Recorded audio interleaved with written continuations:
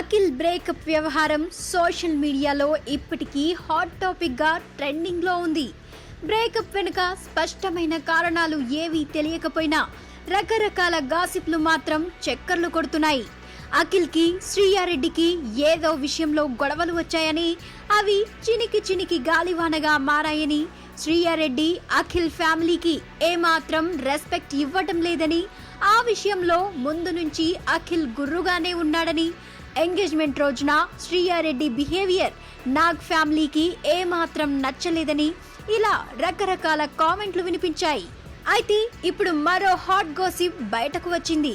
ఈ engagement cancel అయి పెళ్లి రద్దవడానికి కారణం అఖిల్ కి ఉన్న ఇతరత్ర ఎఫ్ఐఆర్లే అన్నది క్లోజ్ సర్కిల్స్ నుంచి వినిపిస్తున్న మాట.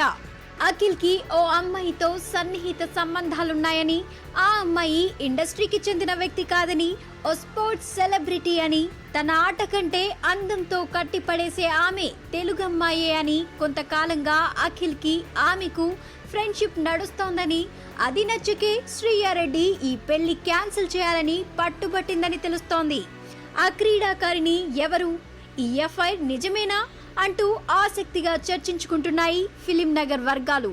అఖిల్ గాని లేదంటే నాగార్జున గాని ఈ విషయంలో ఏదో ఓ స్పష్టమైన ప్రకటన ఇచ్చేంత వరకు ఇలాంటి గాసిప్లు పుడుతూనే ఉంటాయి.